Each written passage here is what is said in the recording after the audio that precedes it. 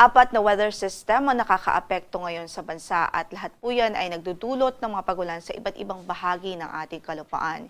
Yung shear line po natin ay nakakaapekto sa silangang bahagi ng Northern at Central Luzon at ito nga po ay nagdudulot ng halos maghapon. Inaasahan natin magdudulot yan ng halos maghapong pagbuhos ng ulan sa silangang bahagi ng Northern at Central Luzon at ilang bahagi din ng Southern Luzon, according sa ating forecast. Samantala, ang northeast monsoon o amihan patuloy din na magdudulot ng maulang panahon at malamig na panahon sa natitirang bahagi pa ng Northern at Central Luzon. Yung IDCZ o Intertropical Convergence Zone ay nakakaapekto din ngayon sa katimugang bahagi ng Mindanao at inaasahan din natin magdudulot din ng significant na mga pagulan dito po sa southern portion ng Mindanao. Maya-maya nga lamang po ay tatalakay natin ang mga lugar kung saan ay maapektuhan nito or kung saan makakaapekto itong si Intertropical Convergence Zone.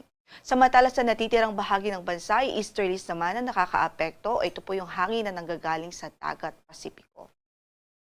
So sa pagtayo po ng ating panahon, magiging maulan pa rin sa araw na ito dito sa Cagayan Province, Isabela, Nueva Vizcaya, sa Quirino Province, maging sa Aurora at Quezon.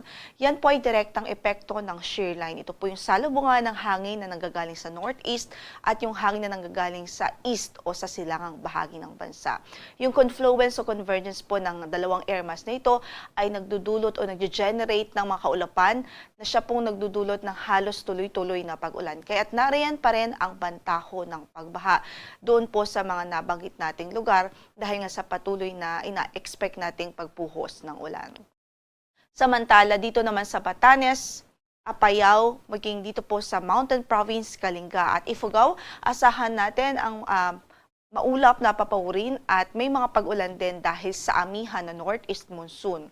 Gayon din sa Metro Manila, natitirang bahagi ng Central Luzon, maging sa natitirang bahagi pa ng Northern Luzon, doon sa Ilocos Region at sa natitirang bahagi ng Cordillera Administrative Region, asahan natin ang bahagyang maulap hanggang sa maulap na papawirin at may posibilidad pa rin ho ng mga pulupulong mahihinang mga pag-ulan any time of the day. Yan po ay epekto ng northeast monsoon o amihan. Samantala dito sa Bicol Region, asahan din natin ang maulang panahon. Sa araw na ito, mataas ang tsansa ng mga pag-ulan dahil naman po sa epekto ng easterlies o yung hangin na nanggagaling po sa silangan.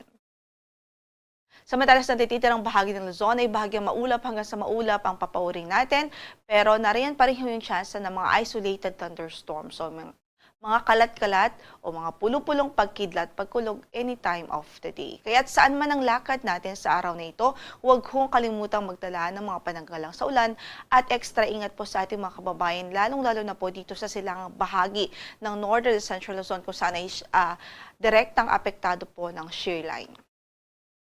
Sa Metro Manila, 23 to 30 degrees Celsius ang magiging agwat ng temperatura. Sa Baguio ay 15 to 24 degrees Celsius. Sa Lawag ay 23 to 31 degrees Celsius.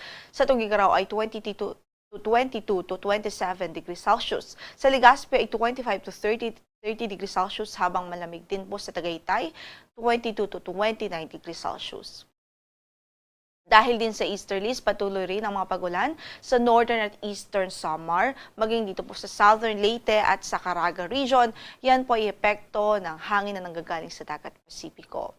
Yung Intertropical Convergence Zone ay nakakaapekto sa katimugang bahagi ng Mindanao at ito din po ay inaasahang magdudulot ngayon sa araw na ito ng maulap na papawirin at mga kalat-kalat na pagulan at pagkidlat pagkulog dito po sa Davao Region, Soxargen, maging sa Zamboanga Region at sa Basilan at Tawi-Tawi Provinces. So sa ating mga kababayan dyan, patuloy natin pinag-iingat at magdalahon ng mga pananggalang sa ulan. Sa natitirang bahagi ng Kabisayaan at natitirang bahagi pa ng Mindanao, bahagyang maulap hanggang sa maulap ang papawirin at asahan natin ang mga localized pa rin ng mga thunderstorms o pagkidlat pagkulog any time of the day. Sa Tacloban, 25 to 30 degrees Celsius ang inaasahang magiging agwat ng temperatura. Sa Cebu ay 26 to 31 degrees Celsius, gayon din. Sa Iloilo ay 25 to 31 degrees Celsius, 26 to 31 degrees Celsius din sa Cagayan de Oro, 24 to 32 sa Davao, 23 to 32 degrees Celsius sa Zamboanga City at maging sa Puerto Princesa City naman ay 24 to 32 degrees Celsius, 26 to 31 degrees Celsius naman sa Kalayaan Islands. Sa kasalukuyan nga po ay in effect pa rin ang ating weather advisory. So, sa araw na ito, possible pa rin yung 50 to 100 millimeters of rainfall dito po sa Cagayan Province, Isabela at Aurora. Yan ay po epekto po ng shear line. Kahit sa mga kababayan natin dyan, doble ingat po ang ating abiso, lalong-lalo na po yung mga mabababang lugar o low-lying areas kung saan ay inaasahan natin ang patuloy na bantahon ng mga pagbaha. For tomorrow, nariyan pa rin ang banta po ng mga malalakas na pag-ulan sa Cagayan, Isabela at Aurora. Yan po ay dulot pa rin ng shear line. Kahit magantabay po, patuloy na magantabay sa magiging updates ng pag-asa at patuloy po tayo mag-monitor sa mga weather advisories ho galing dito sa weather forecasting section ng pag-asa.